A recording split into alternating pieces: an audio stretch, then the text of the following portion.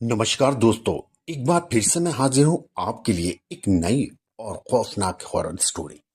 दोस्तों, आज की जो कहानी है वो बहुत ही ज्यादा खौफनाक है और मुझे उम्मीद है कि अगर आप इसे पूरा देखेंगे तो आपको डर का एहसास जरूर होगा। स्कूल ट्रिप जहां सभी बच्चे हंसी खुशी मौज मस्ती करते हुए जा रहे थे, लेकिन आगे चलकर उनके साथ कुछ ऐसा होता है कि वो स्कूल ट्रिप एक मौत के ट्रिप में बदल जाती है। ऐसा क्या होता है उनके साथ, आइए जानते हैं आखिर क्या हुआ उन बच्चों के साथ आज की हमारी इस हॉरर स्टोरी में। दिल्ली के स्कूल से नैनीताल के लिए एक स्कूल ट्रिप जा रहा होता है, जिसमें सभी बच्चे हंसते नाचते गाते जा रहे थे। धीरे धीरे रात पड़ने लगती है और बस अब नैनीताल के पहाड़ों पर चढ़ रही होती है और बच्चे नाच रहे होते हैं। तभी अचानक ड्राइवर बस के अंदर ब्रेक लगा देता है। क्या हुआ ड्राइवर, ऐसे बीच रास्ते में तुमने बस क्यों रोक दी? मैडम गुस्से से पूछती हैं। जी मैडम, वो देखो सामने एक औरत आ गई है बस के सामने। तभी औरत बोलती है कि मेरी मदद करो, मदद करो। मेरा घर ऊपर पहाड़ी की तरफ है और रात भी काफी हो गई है। मुझे अपनी बस में बिठा लो, मेरा छोटा सा बच्चा है, हमारी मदद करो। मेरी टीचर बाकी सभी टीचरों से बात करके उस औरत को बस में बिठा लेती हैं। उसी बस में नेहा अपनी दोस्त पूजा और अपने भाई रोहन के साथ भी इस ट्रिप पर आए हुए थे। नेहा थोड़ी देर पहले तक नाच और गा रही थी, लेकिन उस औरत के आने के बाद से सब कुछ अजीब अजीब सा लगने लगता है। लेकिन इस बात पर कोई भी ध्यान नहीं देता। नेहा वापस जाकर खेलने और कूदने लगती है। तभी बस एक बार फिर से झटका लगता है, जिससे औरत ने अपने बच्चे को जिस कपड़े से ढका हुआ होता है वो कपड़ा उस बच्चे से हट जाता है।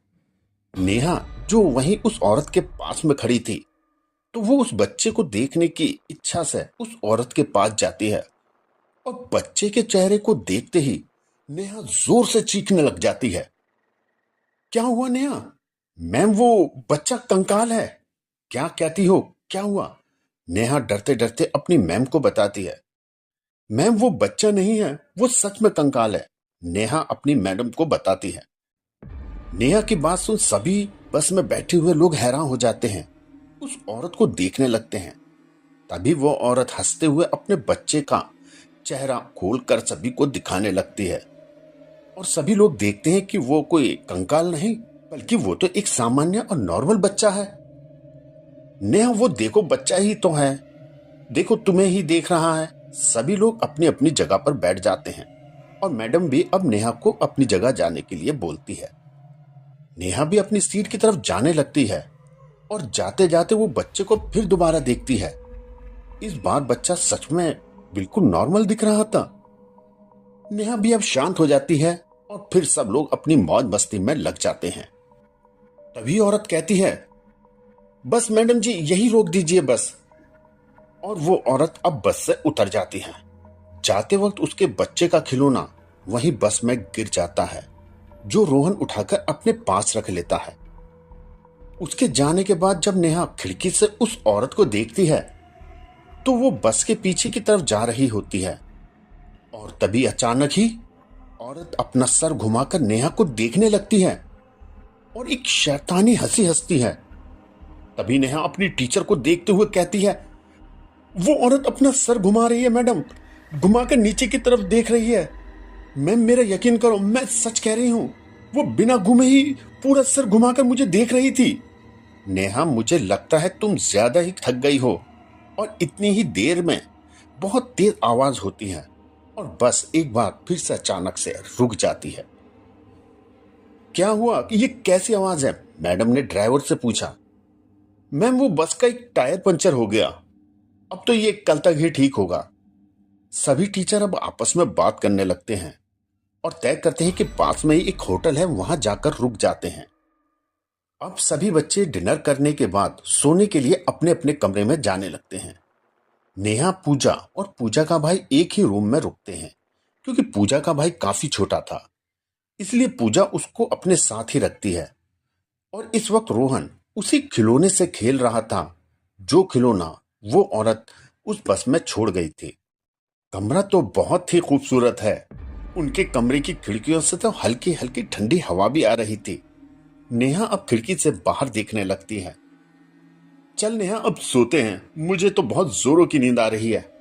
ऐसा कहकर दोनों के दोनों सोने के लिए लेट जाते हैं।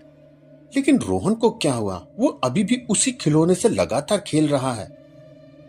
रोहन चल सो जा, इस खिलौने को रख दे, कल खेल लेना। रोहन ने जैसे कुछ सुना ही ना हो। वो इस बात से पूजा और चिढ़ जाती है और रोहन के पास जाकर उसका खिलौना उसी खिड़की से बाहर फेंक देती है। रोहन गुस्से से पूजा को देखने लगता है और एकदम से चीखने लगता है, मेरा खिलौना दो, मेरा खिलौना दो। अरे क्या हो गया इसको, ऐसे क्यों बोल रहा है? ये तो मुझे भी नहीं मालूम। जब से यहाँ आया तभी से इस खिलौने के पीछे ही पड़ा हुआ है। अब पूजा और नेहा दोनों आपस में बात कर रहे थे। रोहन चुपचाप अब एक कोने में बैठा रोने लगता है। वो मेरा खिलौना था, मुझे वापस दो। रोहन लगातार इसी बात की रट लगाए हुए था। अब रोहन चुपचाप आगे सो जा, बहुत देर हो गई, बहुत देख लिया तेरा ड्रामा। इतने में ही उनके रूम की लाइट अचानक चली जाती है और चारों तरफ अंधेरा ही अंधेरा हो जाता है। तभी नेहा कहती है, पूजा लगता है लाइट चली गई। हाँ रुक, मैं टॉर्च ऑन करती हूँ। जैसे ही पूजा टॉर्च ऑन करके नेहा को देखती है तो वो बेड पर लेटी हुई थी। तभी वो रोहन को देखने जाते हैं, लेकिन रोहन तो वहां कमरे में कहीं है ही नहीं और कहीं आसपास भी नहीं दिखाई दे रहा। अब दोनों बोलती है कि अभी तो यही था, ये कहाँ गया? तभी दोनों भागती हुई खिड़की के पास जाते हैं और उन्हें रोहन खिड़की से कूदकर जाते हुए दिखाई दे जाता है। अब दोनों भी बिना कुछ सोचे रोहन के पीछे पीछे दौड़ने लगती हैं। रोहन, कहाँ जा रहे हो तुम? इधर आओ वरना टीचर से बहुत डांट पड़ेगी। कमरे में वापस चलो, अब मैं तुम्हें नहीं डांटूंगी। रोहन ने पहले तो ऐसा कभी नहीं किया, अचानक ऐसा क्या हो गया?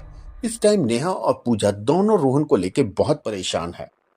रोहन आसपास कहीं नहीं दिख रहा और दोनों अब जंगलों के बीचों बीच थी, लेकिन रोहन तो दूर दूर तक कहीं नहीं दिखाई दे रहा था।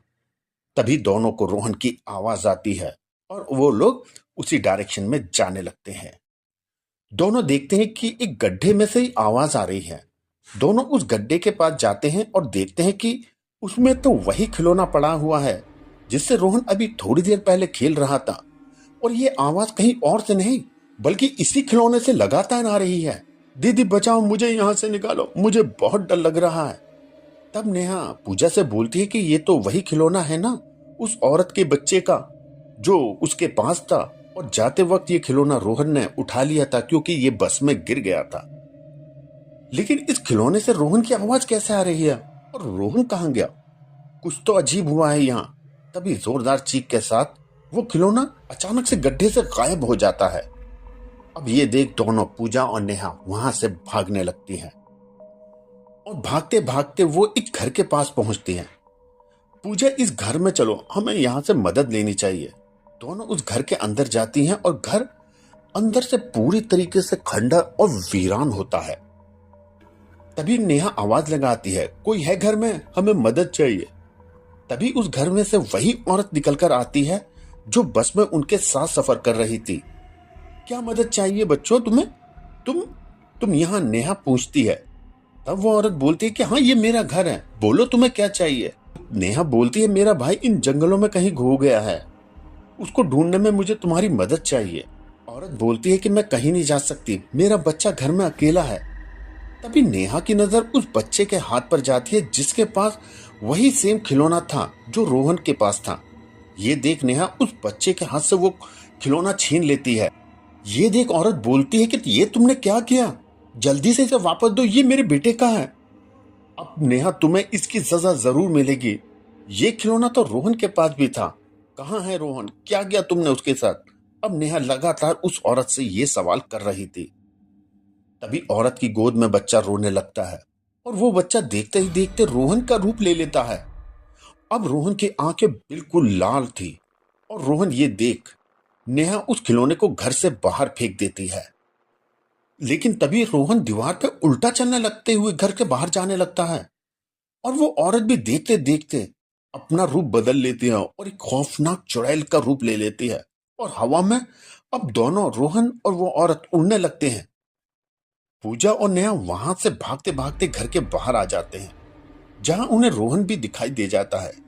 लेकिन अब रोहन एक भूत आत्मा में बदल चुका था। पूजा नेहा से बोलती है कि अपनी जान बचाओ, उस जंगल में मत जाओ। तभी पूजा की रोहन को आवाज आती है, दीदी मुझे यहाँ छोड़कर मत जाओ, मेरे पास रुक जाओ। दीदी देखो ना, मुझे कितनी चोट लगी है, मुझे बहुत दर्द हो रहा है। पूजा, वो देखो, वो तो रोहन ही है। लेकिन पूजा बोलती है कि नहीं, वो रोहन नहीं है, मत जाओ आगे, वो तुम्हें भी मार देगी, वो चुड़ैल है। रोहन को तो उसने पहले ही मार दिया, अब तुम्हें भी मार देगी, मत जाओ उसके पास। नहीं, वो रोहन है, मुझे बुला रहा है, मुझे उसके पास जाना है। वो देखो रोहन, कितनी चोट लगी है उसको। पूजा रोहन के पास जाती है, तभी वहां वो औरत आ जाती है और वो पूजा और रोहन को अपने साथ लेकर चली जाती है। ये देखने के बाद नेहा वहां से भागने लगती है और भागते भागते रोड पर आ जाती है और थक कर वहीं बेहोश हो जाती है। अगले दिन वो उठती है तो देखती है कि जंगल में पूजा और रोहन की डेड बॉडी मिली है। किसी को नहीं मालूम होता कि आखिर दोनों के साथ क्या हुआ था।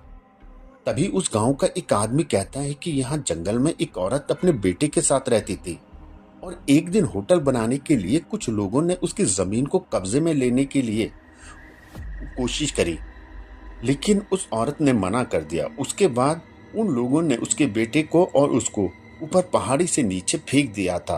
तभी से उसकी आत्मा यहाँ आने वाले बच्चों को अक्सर मार देती है या फिर उसको अपने साथ ले जाती है। अगर इस बारे में पहले पता होता तो शायद स्कूल वाले ट्रिप लेकर यहाँ नहीं आते और ना ही पूजा और रोहन की जान जाती।